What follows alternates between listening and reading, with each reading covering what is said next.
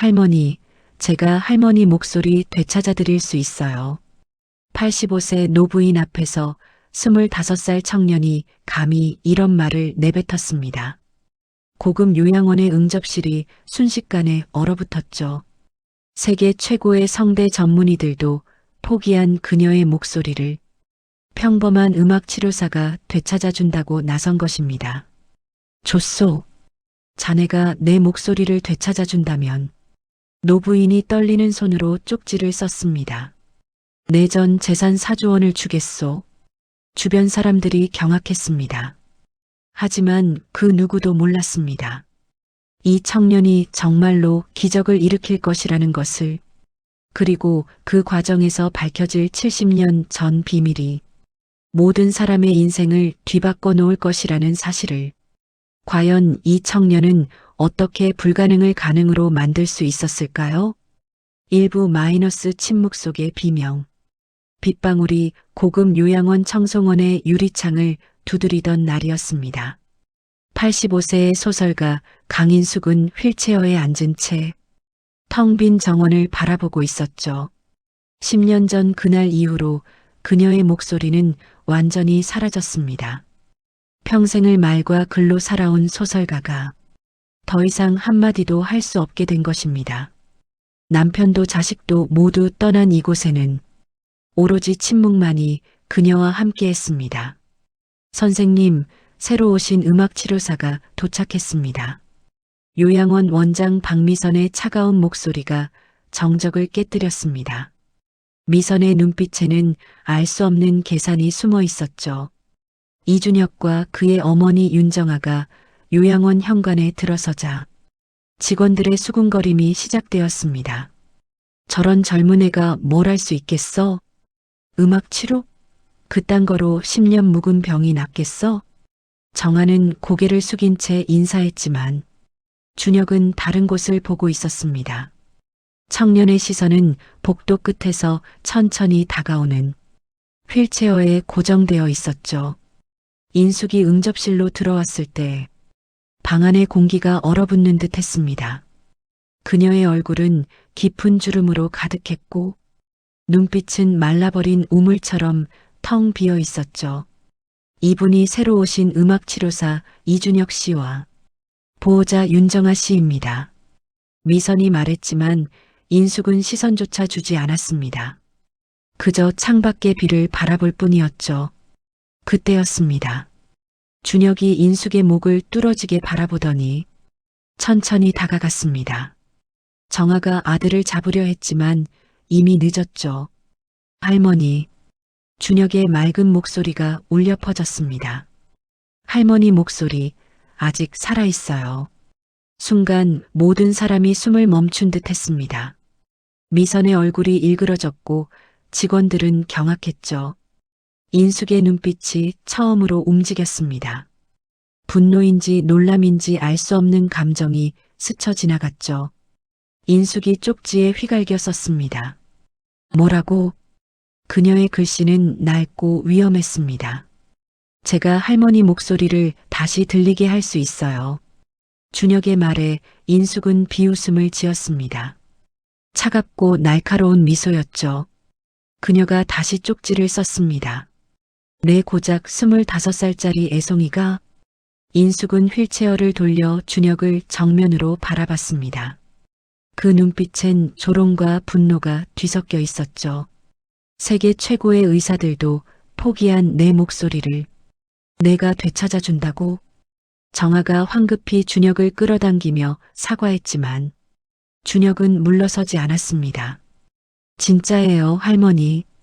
그 순간 인숙의 입에서 놀라운 말이 튀어나왔습니다. 아니, 쪽지로 적혔습니다. 좋아. 그래, 한번 해봐라. 그녀는 차가운 미소를 지으며 글을 이었죠. 만약 내가 정말로 내 목소리를 되찾아준다면. 모두가 숨죽여 그녀의 다음 글을 기다렸습니다. 내 재산 4조 중에서 전부를 주겠다. 직원들이 경악했습니다. 미선은 얼굴이 하얗게 질렸죠. 선생님, 그건 너무. 닥쳐. 인숙이 쪽지에 힘껏 적자 미선이 입을 다물었습니다. 준혁은 잠시 인숙을 바라보더니 고개를 가로저었습니다. 돈이 필요 없어요. 모두가 놀란 눈으로 준혁을 쳐다봤죠. 그냥 할머니가 다시 말하는 걸 듣고 싶어요. 할머니 눈이 너무 슬퍼 보여서요. 인숙의 표정이 미묘하게 변했습니다. 분노도 조롱도 아닌 알 수 없는 감정이 스쳐 지나갔죠. 그때 미선이 재빨리 끼어들었습니다. 선생님, 이런 말도 안 되는 소리에 귀 기울이실 필요 없습니다. 그만. 인숙이 손을 들어 미선을 제지했습니다. 쪽지를 다시 썼습니다. 약속은 약속이다. 이 청년이 내 목소리를 되찾아주면 내 재산 전부는 이 청년 것이다. 그녀는 다시 준혁을 바라봤습니다.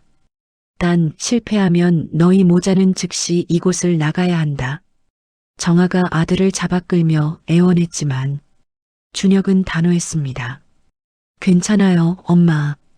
저는 할 수 있어요. 인숙은 냉소를 띠며 휠체어를 돌렸습니다. 미선, 이들의 숙소를 안내해. 그녀가 사라지고 난 뒤 미선이 모자에게 다가왔습니다. 그녀의 눈빛은 독사처럼 차가웠죠. 감히 선생님을 농락하려 들다니. 그녀는 준혁을 노려보며 낮게 속삭였습니다. 곧 후회하게 될 거야.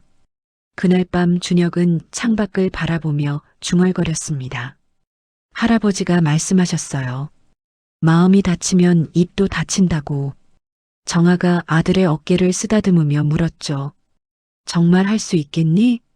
준혁이 고개를 끄덕였습니다. 할머니는 목이 아픈 게 아니에요. 마음이 아픈 거예요. 요양원 어딘가에서 인숙은 홀로 어둠 속에 앉아 있었습니다. 10년 동안 단 한 번도 나오지 않았던 그녀의 목에서 아주 미세한 떨림이 일었습니다. 하지만 그것을 아는 사람은 아무도 없었죠. 2부 -70년 전의 목소리. 그날 밤 인숙은 또 그 악몽을 꾸었습니다. 10년 전이 아닌 70년 전 그 여름날이었죠. 1953년 한국 전쟁이 끝나갈 무렵이었습니다. 15살 소녀 강인숙은 부산 피난민촌에서 어머니와 함께 살고 있었죠. 인숙아, 오늘도 시장 가서 노래해야 한다. 어머니의 목소리는 지쳐 있었습니다. 인숙의 목소리는 천사의 것 같았습니다. 전쟁의 참혹함 속에서도 사람들을 위로하는 맑고 아름다운 목소리였죠. 저기 소녀가 노래한다. 와, 저 목소리 좀 들어봐.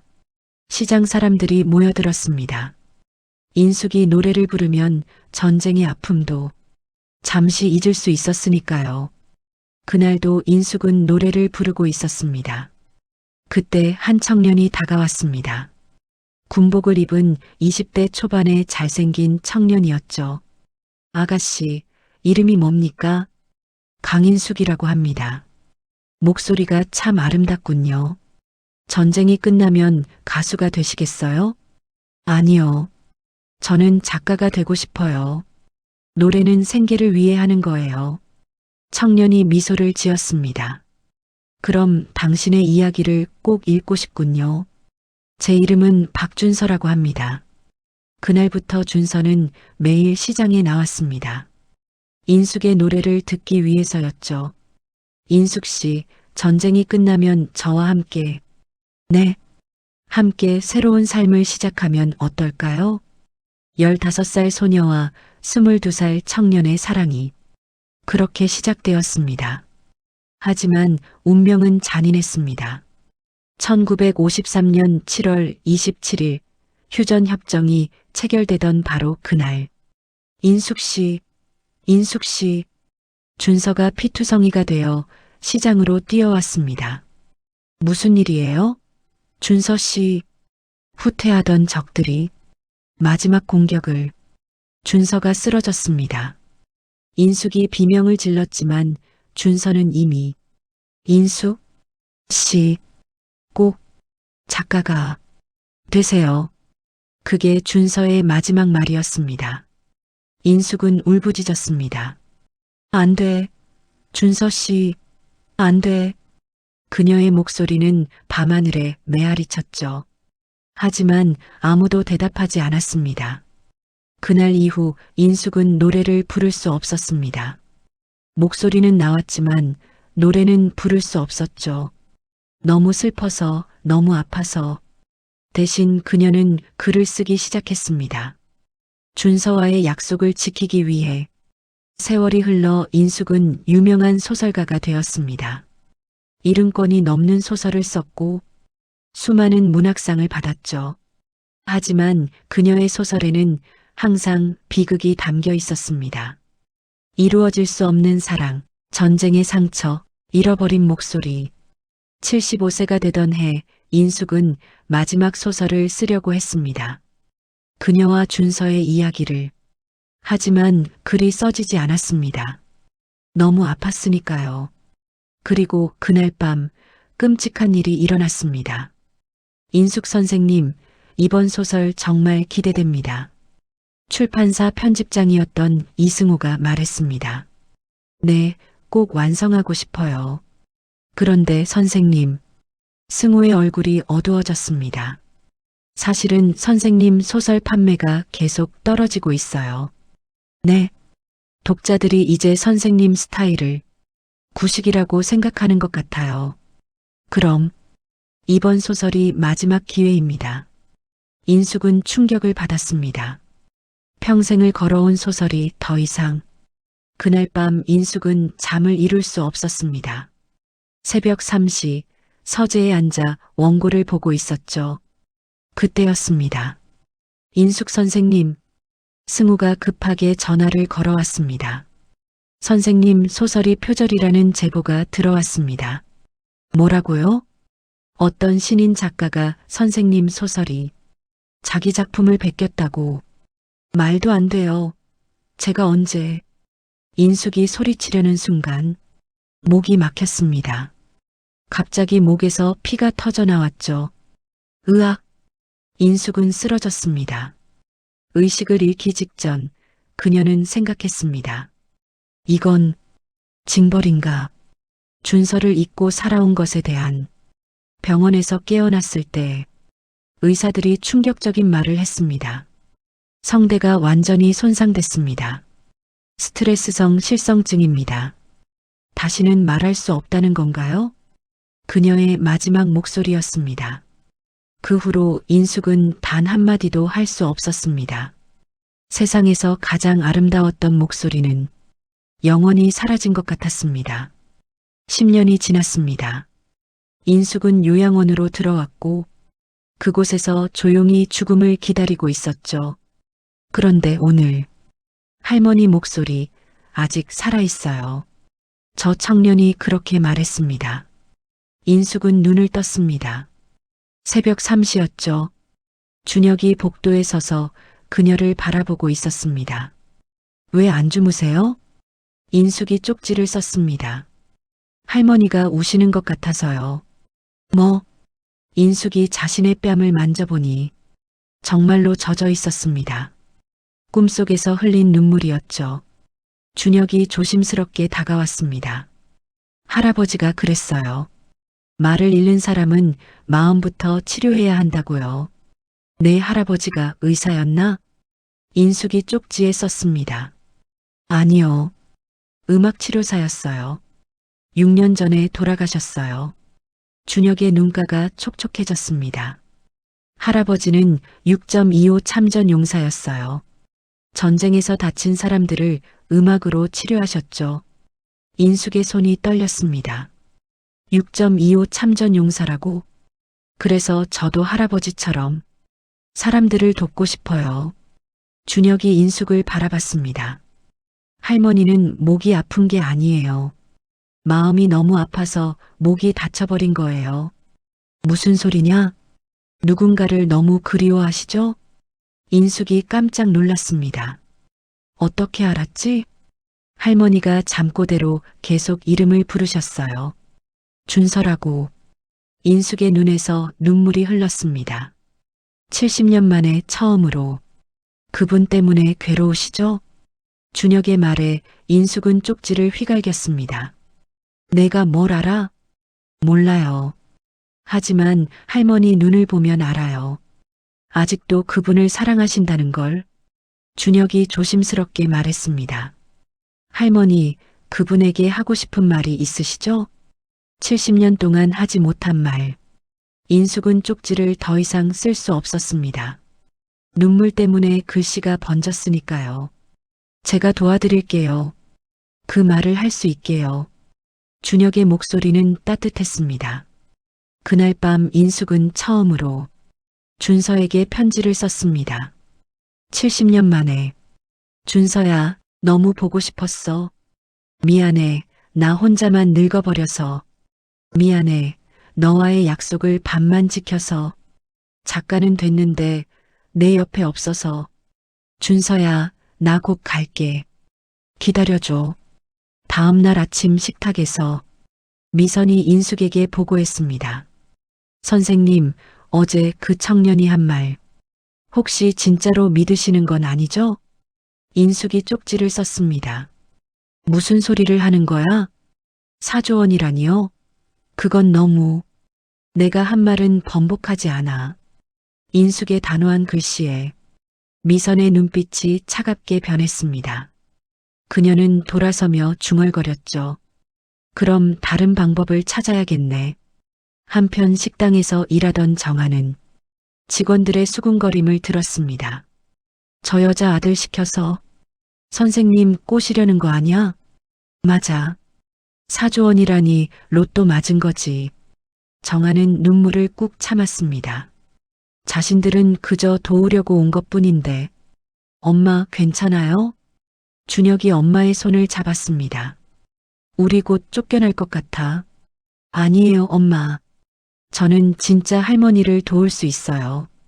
하지만 준혁아, 내가 어떻게. 할아버지가 가르쳐 줬잖아요. 마음을 여는 방법을요. 그때 인숙이 휠체어를 타고 식당으로 들어왔습니다. 뭘 하고 있나? 모두가 인숙을 바라봤습니다. 인숙이 쪽지를 준혁에게 내밀었습니다. 자네 정말로 할 수 있다고 믿나? 준혁이 또렷하게 대답했습니다. 네, 할머니. 하지만 시간이 필요해요. 얼마나? 할머니 마음이 열릴 때까지요. 인숙은 한참을 준혁을 바라보다가 썼습니다. 좋아. 기회를 주지. 하지만 그녀의 글씨가 날카로워졌습니다. 실패하면 자네들은 끝이야. 알았나? 준혁은 두려워하지 않고 대답했습니다. 네, 할머니. 대신 제가 성공하면. 그래, 4조 원이다. 내 재산 전부야. 인숙이 휠체어를 돌려나가면서 마지막으로 썼습니다. 난 기적 따위 믿지 않아. 하지만 그녀는 잠시 멈췄다가 글을 이었죠. 그래도 자네가 내게 희망을 준다면. 말을 끝맺지 못한 채 인숙은 사라졌습니다. 미선은 그림자 속에서 이 모든 것을 지켜보고 있었습니다. 그녀의 입가에 음흉한 미소가 번졌죠. 곧 재미있는 일이 일어나겠군. 3부 마이너스 음악이라는 달이. 그날 오후 준혁은 치료를 시작했습니다. 할머니, 이 악기 아세요? 준혁이 작은 하모니카를 꺼냈습니다. 인숙이 고개를 끄덕였습니다. 할아버지 유품이에요. 전쟁 때 할아버지가 항상 가지고 다녔대요. 준혁이 하모니카를 불기 시작했습니다. 아리랑이었습니다. 인숙의 눈에 눈물이 고였습니다. 70년 전 준서도 하모니카를 불었었죠. 바로 이 곡을. 할머니, 이 노래 아시죠? 인숙이 고개를 끄덕였습니다. 준혁이 연주를 멈추고 말했습니다. 이제 할머니가 불러보세요. 마음속으로라도요. 인숙이 고개를 저었습니다. 불가능하다고. 할 수 있어요. 일단 마음속으로 부르면 언젠가 입 밖으로 나올 거예요. 준혁이 다시 연주를 시작했습니다. 인숙은 눈을 감았습니다. 그리고 마음속으로 노래를 불렀습니다. 아리랑 아리랑 아라리요. 목에서는 아무 소리도 나지 않았지만 그녀의 마음은 노래하고 있었습니다. 연주가 끝나자 인숙의 눈에서 눈물이 흘러내렸습니다. 준혁이 조심스럽게 물었습니다. 할머니, 누가 생각나셨어요? 인숙이 쪽지를 썼습니다. 오래전에 사랑한 사람. 그분도 이 노래를 좋아하셨나요? 응. 항상 불러줬지. 할머니는 그분에게 노래를 불러준 적 있으세요? 인숙이 망설이다가 썼습니다. 한 번도 못했어. 부끄러워서. 왜요? 내 목소리가 너무 좋다고들 해서. 괜히 자만한 것 같아서. 준혁이 놀랐습니다. 할머니 목소리가 아름다웠다고요? 응. 옛날엔 천사 같다고들 했지. 인숙의 글씨가 떨렸습니다. 그래서 더 후회돼. 그 사람한테 단 한 번도 노래를 불러주지 못한 게. 준혁의 눈이 반짝였습니다. 그럼 이제라도 불러드리면 돼요. 뭐? 하늘에 계시잖아요. 거기서 들으실 거예요. 인숙의 눈에서 눈물이 흘렀습니다. 알 수 있을까? 당연하죠. 사랑은 죽음보다 강하니까요. 준혁의 말에 인숙은 처음으로 희망을 느꼈습니다. 그날 밤 미선은 누군가와 통화하고 있었습니다. 안 돼요. 저 청년 때문에. 선생님이 정말로 나을 것 같아요. 상대방의 목소리가 들렸습니다. 그럼 방해해야겠군. 어떻게요? 간단해. 저 청년의 과거를 파헤쳐. 과거요? 누구나 약점은 있는 법이지. 미선의 얼굴에 음흉한 미소가 번졌습니다. 다음 날 아침 준혁은 두 번째 치료를 시작했습니다. 할머니, 오늘은 목소리 찾기 연습을 해볼게요. 어떻게? 먼저 목에 손을 대보세요. 인숙이 자신의 목에 손을 댔습니다. 차갑고 막혀있는 느낌이었죠. 이제 눈을 감고 가장 행복했던 순간을 떠올려 보세요. 인숙은 눈을 감았습니다. 70년 전 그날이 떠올랐습니다. 준서와 함께 부산 앞바다를 걷던 날. 인숙 씨 목소리 참 아름다워요. 그래요? 고마워요. 전쟁이 끝나면 꼭 당신 노래를 레코드로 만들고 싶어요. 전 노래보다 글을 쓰고 싶어요. 그럼 둘 다 하면 되죠. 노래하는 소설가. 두 사람은 웃었습니다. 그때 인숙이 처음으로 준서에게 노래를 불러주기로 결심했습니다. 하지만 그 다음날 준서는 세상을 떠났습니다. 인숙이 눈을 떴을 때 눈물이 흘러내리고 있었습니다. 할머니, 괜찮으세요? 준혁이 걱정스럽게 물었습니다. 인숙이 쪽지를 썼습니다. 미안해. 너무 아파서. 아프셔도 돼요. 그게 치료의 시작이에요. 준혁이 부드럽게 말했습니다. 아픔을 느끼지 않으면 치유도 시작되지 않거든요. 인숙은 준혁을 바라봤습니다. 저 청년은 어쩜 이렇게 현명할까? 할아버지가 가르쳐 주셨어요. 전쟁의 상처는 숨기는 게 아니라 드러내고 치유해야 한다고요. 준혁이 다시 하모니카를 꺼냈습니다. 이번엔 다른 노래를 들려드릴게요. 그가 부는 멜로디는 그리운 금강산이었습니다. 인숙의 어머니가 자장가처럼 불러주던 노래였죠. 목에서 무언가가 움직이는 느낌이 들었습니다.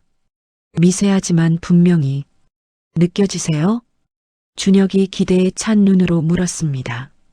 인숙이 놀란 표정으로 고개를 끄덕였습니다. 그거예요. 목소리가 깨어나고 있어요. 하지만 곧 감각은 사라졌습니다. 다시 아무것도 느껴지지 않았죠. 인숙이 낙담한 표정으로 쪽지를 썼습니다. 왜 이래? 왜 다시 안 느껴져? 천천히 해야 해요. 마음이 열리는 데는 시간이 걸려요. 준혁이 차분하게 말했습니다. 그때 미선이 들어왔습니다. 선생님, 잠깐 제가 말씀드릴 게 있습니다. 미선의 얼굴에는 묘한 미소가 있었습니다. 이 청년에 대해 조사를 좀 했는데요. 준혁의 얼굴이 굳어졌습니다. 뭘 조사했다는 거야? 인숙이 쪽지를 썼습니다. 이 청년은 6년 전에 큰 사고를 쳤습니다. 미선이 서류를 꺼냈습니다. 음악 치료를 하던 중 환자가 사망했어요. 준혁이 창백해졌습니다. 그건 환자 가족이 고소했고 청년은 자격이 정지됐었죠. 미선의 말에 인숙이 준혁을 바라봤습니다. 준혁의 눈에 눈물이 고였습니다. 사실이에요. 제 잘못으로 환자분이 돌아가셨어요. 그럼 넌 자격도 없이 여기서 치료를 한 거야? 인숙의 글씨가 날카로워졌습니다. 아니에요. 제 자격은 다시 회복됐어요. 하지만 그 일로 준혁이 흐느꼈습니다. 제가 너무 자만했었어요. 음악으로 모든 걸 치료할 수 있다고 생각했죠. 그래서 환자분이 심장 발작을 일으키셨는데 저는 계속 음악 치료만 고집했어요. 의사를 바로 부르지 않고 준혁의 목소리가 떨렸습니다. 그분이 돌아가시고 저는 자격 정지를 당했어요. 그리고 할아버지마저 그 충격으로 준혁이 바닥에 주저앉았습니다. 다 제 잘못이에요. 미선이 인숙에게 말했습니다. 보셨죠? 이런 사람에게 맡길 수 없습니다. 인숙은 한참을 준혁을 바라봤습니다. 그리고 쪽지를 썼습니다. 자네, 지금도 그 일로 괴로운가? 준혁이 고개를 끄덕였습니다. 매일 밤 꿈에 나와요. 그분이 제게 말씀하세요. 왜 날 살리지 못했냐고. 인숙이 다시 쪽지를 썼습니다. 그래서 나를 치료하려는 건가? 속죄하려고? 준혁이 고개를 들었습니다. 처음엔 그랬어요. 하지만 지금은 아니에요. 그럼 할머니 눈을 보니까 알겠어요. 할머니도 저처럼 누군가에게 미안해하며 살아오신 거죠. 인숙의 손이 떨렸습니다. 우리 둘 다 과거에 갇혀 있어요. 그래서 저는 할머니를 꼭 돕고 싶어요. 할머니가 자유로워지면 저도 자유로워질 것 같아서요. 준혁의 진심 어린 말에 인숙은 깊은 생각에 잠겼습니다. 미선이 다급하게 말했습니다. 선생님, 이런 사람은 당장 닥쳐. 인숙의 단호한 글씨에 미선이 입을 다물었습니다. 계속해. 인숙이 준혁에게 썼습니다. 자네가 날 치료할 수 있다면 자네도 치유될 거야. 준혁의 눈에서 눈물이 흘렀습니다. 감사합니다, 할머니. 미선은 분한 표정으로 나갔습니다. 그날 밤 인숙은 일기를 썼습니다. 오늘 알았다. 저 청년도 나처럼 과거의 죄책감에 갇혀 있다는 것을. 우리는 닮았다. 둘 다 누군가를 잃었고 둘 다 자신을 용서하지 못했다. 어쩌면 우리는 서로를 구원할 수 있을지도 모른다. 사부 마이너스 묻혀버린 목소리. 그로부터 일주일이 지났습니다. 준혁의 치료는 계속됐지만 인숙의 목소리는 여전히 돌아오지 않았습니다. 직원들의 수군거림도 심해졌죠. 맞지? 역시 안 되는 거야. 4조 원 꿈 깨졌네. 곧 쫓겨날 거야. 정아는 걱정이 태산 같았습니다. 준혁아, 정말 괜찮겠니? 괜찮아요, 엄마. 조금만 더 시간을. 하지만 준혁 자신도 불안했습니다. 정말로 가능할까? 그날 오후 인숙이 준혁을 불렀습니다. 자네 할아버지 이름이 뭐였나? 이동진이요. 순간 인숙의 얼굴이 창백해졌습니다. 손이 떨리기 시작했죠. 뭐라고? 다시 한번. 이동진이요. 왜 그러세요? 인숙이 휠체어에서 비틀거렸습니다. 할머니. 준혁이 황급히 달려갔습니다. 인숙의 눈에서 눈물이 폭포처럼 쏟아졌습니다. 할머니, 무슨 일이에요? 인숙이 떨리는 손으로 쪽지를 썼습니다. 자네 할아버지가 이동진이라고? 네. 근데 왜? 그분 6.25 참전 용사였나? 네. 어떻게 아세요? 인숙이 더 이상 글을 쓸 수 없었습니다. 손이 너무 떨렸으니까요. 준혁이 놀라서 물었습니다. 할머니, 혹시 할아버지를 아세요? 인숙이 고개를 끄덕였습니다. 그리고 쪽지에 간신히 썼습니다. 자네 할아버지는 내 남편이었어. 준혁이 충격에 빠졌습니다. 뭐라고요?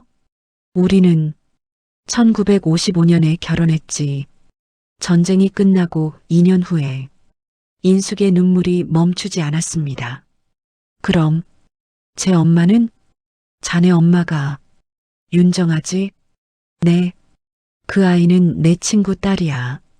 동진이가 전우의 유족을 돌보려고 키운 거지.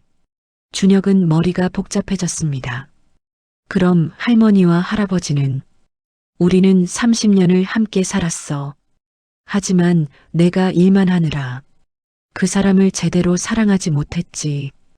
인숙이 쓴웃음을 지었습니다. 나는 준서만 사랑했어. 죽은 첫사랑만. 준혁의 가슴이 먹먹해졌습니다. 동진이는 그걸 알았어. 하지만 한 번도 내게 뭐라 하지 않았지. 인숙이 계속 썼습니다. 그저 묵묵히 내 곁을 지켜줬어. 30년 동안. 할머니. 그런데 나는 그 사람이 죽을 때도 사랑한다는 말 한 번 못했어. 인숙의 얼굴이 일그러졌습니다. 내가 얼마나 나쁜 여자인지 아나? 평생 다른 남자만 그리워하면서 옆에 있는 남자는 무시했어. 준혁이 인숙의 손을 잡았습니다. 아니에요, 할머니. 할아버지는 행복하셨어요. 뭐? 할아버지가 항상 말씀하셨어요.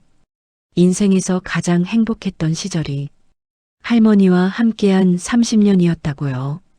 인숙의 눈이 커졌습니다. 그리고 돌아가시기 전에 마지막으로 이렇게 말씀하셨어요. 준혁의 눈에도 눈물이 고였습니다. 인숙이에게 전해라. 사랑했다고. 그리고 행복했다고. 인숙이 소리 없이 울부짖었습니다. 목에서는 소리가 나오지 않았지만 온몸이 떨렸죠. 동진아, 미안해, 미안해. 그녀의 입에서 희미한 소리가 새어나왔습니다. 할머니, 지금 소리 나왔어요. 준혁이 기뻐서 소리쳤습니다. 정말로 인숙의 입에서 10년 만에 처음으로 소리가 나왔던 것입니다. 비록 작고 거친 소리였지만 분명히 목소리였습니다. 아. 인숙이 계속 중얼거렸습니다. 목소리는 점점 더 커졌죠. 미안해. 사랑해. 고마워. 10년 동안 하지 못했던 말들이 터져나오기 시작했습니다. 준혁이 하모니카를 꺼냈습니다. 그리고 할아버지가 가장 좋아하던 노래를 연주하기 시작했습니다. 동백꽃 아가씨. 인숙이 그 멜로디를 따라 허밍을 시작했습니다. 목소리는 쉬고 거칠었지만 분명히 노래하고 있었습니다. 복도에서 지켜보던 직원들이 놀랐습니다. 저것 봐. 소리가 나와. 기적이야. 미선은 믿을 수 없다는 표정이었습니다. 정아는 감격에 겨워 울고 있었죠. 하지만 그때였습니다. 갑자기 인숙이 목을 잡고 쓰러졌습니다. 할머니. 준혁이 황급히 달려갔습니다. 인숙의 얼굴이 창백해지고 식은땀이 흘렀습니다. 의사를 불러요. 혼란이 시작됐습니다. 의사가 달려와 인숙을 진찰했습니다. 과도한 성대 사용으로 쇼크가 왔습니다. 괜찮아질까요? 지금은 절대 안정이 필요합니다. 인숙은 병실로 옮겨졌습니다. 준혁은 자책감에 빠졌습니다. 제 잘못이에요. 제가 너무 무리하게. 정아가 아들을 위로했습니다.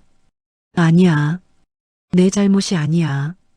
그날 밤 미선은 다시 누군가와 통화했습니다. 좋은 기회예요. 이번에 완전히 끝장내야죠. 상대방이 물었습니다. 어떻게? 선생님 약에 뭔가를 타면 미선의 눈빛이 위험하게 빛났습니다. 5부 -70년의 침묵을 깨고 3일 후 인숙이 깨어났습니다. 그녀의 첫 번째 행동은 쪽지를 달라는 것이었습니다. 준혁은 어디 있나? 간호사가 준혁을 불렀습니다. 준혁이 조심스럽게 병실에 들어왔습니다. 할머니, 죄송해요. 제가 인숙이 손을 들어 준혁을 제지했습니다. 그리고 쪽지를 썼습니다. 미안한 건 내가 해야 할 말이야. 네. 자네 할아버지에게 평생 못했던 말을 이제야 하게 됐어. 자네 덕분에. 인숙의 눈에 눈물이 고였습니다. 그리고 깨달았어. 내가 목소리를 잃은 건 동진이에게 미안해서였다는 걸. 준혁이 놀란 표정으로 물었습니다. 할아버지에게요? 응. 나는 평생 준서만 사랑했어. 옆에 있는 동진이는 무시했지. 인숙이 쓴웃음을 지었습니다. 그러다 동진이가 죽고 나서 소설에 그 이야기를 쓰려고 했어. 준서와 나의 이야기를. 그때 목소리를 잃으신 거군요. 응. 그게 벌이었나 봐. 동진이를 무시한 대가. 준혁이 고개를 저었습니다. 아니에요, 할머니. 할아버지는 그런 분이 아니셨어요. 뭐? 할아버지는 할머니를 이해하셨어요. 사랑하는 사람을 잃는다는 게 얼마나 힘든지 아셨으니까요. 준혁이 가방에서 낡은 수첩을 꺼냈습니다. 할아버지의 일기예요. 인숙이 떨리는 손으로 일기를 받았습니다. 1985년 3월 15일. 오늘도 인숙은 서재에만 틀어박혀 있다. 나는 그녀를 부를 수 없다. 그녀는 여전히 준서를 사랑하니까. 하지만 괜찮다. 나는 그저 그녀 곁에 있을 수 있어서 행복하다. 그녀가 웃을 때, 그녀가 글을 쓸 때, 그 모습을 볼 수 있어서 감사하다. 인숙의 눈에서 눈물이 흘렀습니다. 1995년 7월 20일. 오늘 인숙이 문학상을 받았다. 시상식에서 그녀는 준서를 언급했다. 나는 그 순간에도 미소 지었다. 그녀의 사랑이 이렇게 아름다운 작품을 만드니까. 그게 준서를 향한 사랑이든 그게 무엇이든 나는 그녀를 사랑한다. 인숙은 더 이상 일기를 읽을 수 없었습니다. 눈물 때문에 글씨가 보이지 않았죠. 동진아, 내가 몰랐어. 그녀의 입에서 목소리가 나왔습니다. 쉬고 거칠었지만 분명한 목소리였습니다. 너를 사랑했다는 걸. 준혁이 놀라서 소리쳤습니다. 할머니, 목소리가. 인숙도 자신이 말하고 있다는 걸 깨달았습니다. 내가 말하고 있어? 네. 할머니 목소리가 돌아왔어요. 병실 문이 열리고 의사들이 달려왔습니다. 정말입니까? 목소리가. 네. 내가 말할 수 있어요. 인숙의 목소리는 10년 전보다 훨씬 약했지만 그래도 분명히 목소리였습니다. 의사들이 경악했습니다. 의학적으로 불가능한 일입니다. 어떻게 된 거죠? 준혁이 대답했습니다. 마음이 열렸어요. 할머니의 마음이 할아버지를 향해. 의사들은 고개를 저었습니다. 이해할 수 없다는 표정이었죠. 하지만 준혁과 인숙은 알고 있었습니다. 진짜 치유는 몸이 아니라 마음에서 시작된다는 것을. 그날 저녁 인숙은 요양원 정원으로 나왔습니다. 10년 만에 처음으로. 하늘이 이렇게 넓었구나. 그녀의 목소리가 밤하늘에 울려 퍼졌습니다. 준혁이 옆에서 미소 지었습니다. 할머니, 이제 하고 싶은 말 다 하실 수 있어요. 응. 고마워, 준혁아. 인숙이 하늘을 올려다봤습니다. 동진아, 들리니? 나야, 인숙이야. 그녀의 목소리는 떨렸지만 힘이 있었습니다. 미안해. 평생 너를 외면해서. 미안해. 사랑한다는 말 못해서. 별들이 반짝였습니다. 마치 대답하듯이 이제 알아. 내가 얼마나 나를 사랑했는지. 인숙의 목소리가 높아졌습니다. 고마워. 30년 동안 내 곁을 지켜줘서. 그녀는 울면서 웃었습니다. 사랑해. 정말로 사랑해. 하늘에서 별똥별이 떨어졌습니다. 준혁이 말했습니다. 할아버지가 들으셨나 봐요. 그런 것 같아. 인숙이 미소 지었습니다. 70년 만에 처음으로 진심으로 행복한 미소였습니다. 하지만 그들은 몰랐습니다. 미선이 어둠 속에서 이 모든 것을 지켜보고 있다는 것을. 그녀의 눈빛은 살기로 가득했죠. 절대 이대로 둘 수 없어. 6부 마이너스 숨겨진 음모. 다음 날 아침 인숙은 자신의 방으로 돌아왔습니다. 목소리는 완전히 회복되지 않았지만 간단한 대화는 가능했죠. 준혁아, 내 할머니, 내 약속? 기억하지? 4조 원이요? 전 정말 괜찮아요. 준혁이 손사래를 쳤습니다. 아니야. 약속은 약속이야. 인숙의 목소리는 진지했습니다. 내일 변호사 부를 거야. 할머니, 정말 괜찮아요. 내 할아버지를 위해서라도 받아야 해. 인숙의 눈빛이 따뜻했습니다. 동진이가 못 따준 걸 내가 주는 거야. 준혁의 눈에 눈물이 고였습니다. 그때 미선이 방으로 들어왔습니다. 선생님, 식사 시간입니다. 알았어. 인숙이 휠체어를 움직이려는데 갑자기 어지러움이 몰려왔습니다. 아, 할머니. 준혁이 황급히 달려갔습니다. 인숙은 의식을 잃고 쓰러졌습니다. 의사를 불러요. 혼란이 시작됐습니다. 의사가 와서 진찰을 했습니다. 이상하네요. 혈압이 급격히 떨어졌어요. 왜 그런 거죠? 약 때문일 수도. 의사가 인숙의 약을 확인했습니다. 그런데 이상한 점이 발견됐죠. 이 약, 처방과 다른 약이네요. 뭐라고요? 누가 바꿨죠? 모두가 서로를 쳐다봤습니다. 미선의 얼굴이 창백해졌습니다. 준혁이 예리하게 물었습니다.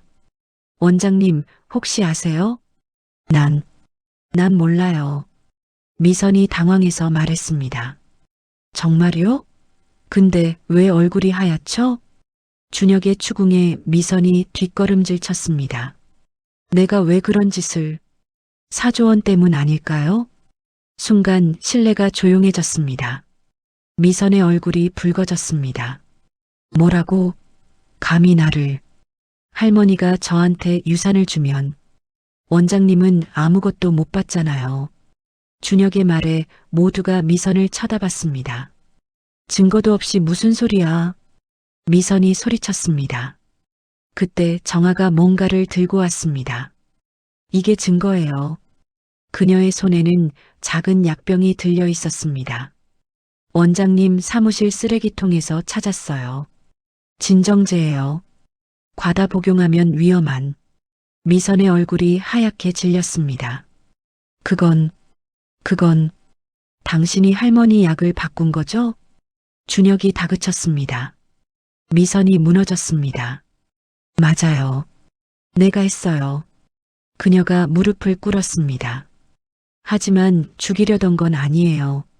그냥 정신 못 차리게 하려고. 왜요?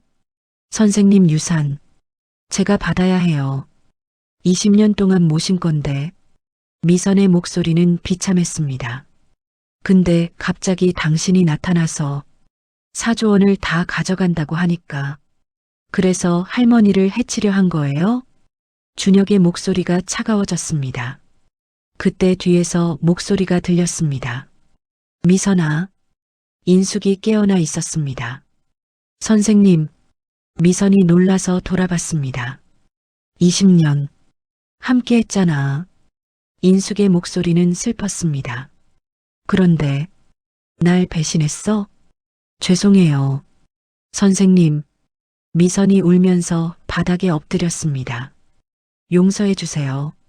인숙은 한참을 미선을 바라보다가 말했습니다. 나가. 당장. 선생님, 다시는 내 앞에 나타나지 마. 인숙의 목소리는 단호했습니다. 경찰이 불렸고 미선은 연행됐습니다. 그녀가 끌려가면서 마지막으로 소리쳤습니다. 후회할 거예요. 저 없으면. 이 요양원은 끝장이에요. 하지만 아무도 신경 쓰지 않았습니다. 인숙은 준혁과 정아를 바라봤습니다. 미안해. 너희들 때문에. 아니에요, 할머니. 준혁이 인숙의 손을 잡았습니다.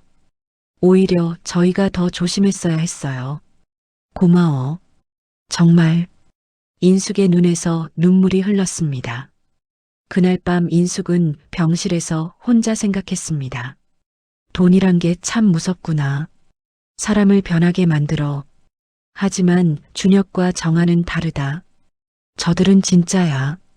다음 날 아침 인숙은 변호사를 불렀습니다. 유언장을 작성할 겁니다. 네, 선생님. 내 재산 4조 원 전부를. 모두가 숨죽여 기다렸습니다. 이준혁에게. 준혁이 놀라서 소리쳤습니다. 안 돼요, 할머니. 아니야. 넌 받을 자격이 있어. 인숙의 목소리는 확고했습니다. 동진이 손자니까. 하지만, 그리고 넌 내 목소리를 되찾아줬어. 아니, 내 마음을 되찾아줬어. 인숙이 준혁을 따뜻하게 바라봤습니다. 그건 돈으로도 못 사는 거야. 변호사가 서류를 작성했습니다. 유언장에는 명확하게 적혀 있었습니다. 강인숙의 전 재산 4조 원은 이준혁에게 상속한다. 서명이 끝나자 인숙이 깊은 한숨을 쉬었습니다. 이제 마음이 편해졌어. 할머니, 준혁아, 이 돈으로 좋은 일 많이 해. 네, 할머니. 특히 전쟁 상처 입은 사람들 음악으로 치료해줘. 인숙의 목소리가 떨렸습니다. 그게 동진이가 원하던 거야. 준혁이 눈물을 흘리며 고개를 끄덕였습니다. 꼭 그렇게 할게요. 7부 마이너스 마지막 노래. 한 달이 지났습니다. 인숙의 목소리는 거의 완전히 회복됐습니다. 여전히 쉬고 거칠었지만 명확하게 말할 수 있었죠. 준혁아, 네, 할머니. 오늘 부탁이 있어. 뭔데요? 나 노래 부르고 싶어. 준혁의 눈이 커졌습니다. 노래요? 응. 70년 만에. 인숙의 눈빛이 반짝였습니다. 준서에게, 그리고 동진이에게 노래를 불러주고 싶어. 준혁이 환하게 웃었습니다. 할 수 있어요, 할머니. 그날 저녁 요양원 정원에 작은 무대가 만들어졌습니다. 요양원의 모든 사람들이 모였습니다. 인숙이 휠체어를 타고 무대에 올랐습니다. 준혁이 옆에서 기타를 들고 있었죠. 여러분, 인숙의 목소리가 울려 퍼졌습니다. 오늘 제가 70년 만에 노래를 부르려고 합니다. 사람들이 숨죽이며 기다렸습니다. 이 노래는 제가 사랑한 두 남자에게 바치는 노래입니다. 인숙의 눈에서 눈물이 흘렀습니다.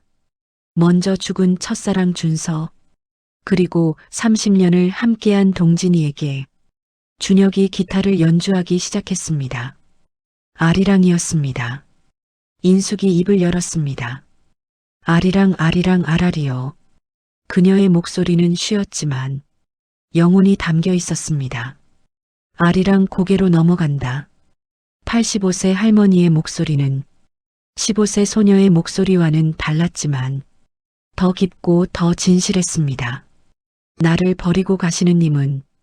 인숙은 하늘을 올려다보며 불렀습니다. 심리도 못 가서 발병난다. 모든 사람이 울고 있었습니다. 정아도, 직원들도, 다른 환자들도. 노래가 끝나자 긴 침묵이 흘렀습니다. 그리고 박수가 터져 나왔습니다. 우레와 같은 박수였습니다. 인숙은 눈물을 흘리며 미소 지었습니다.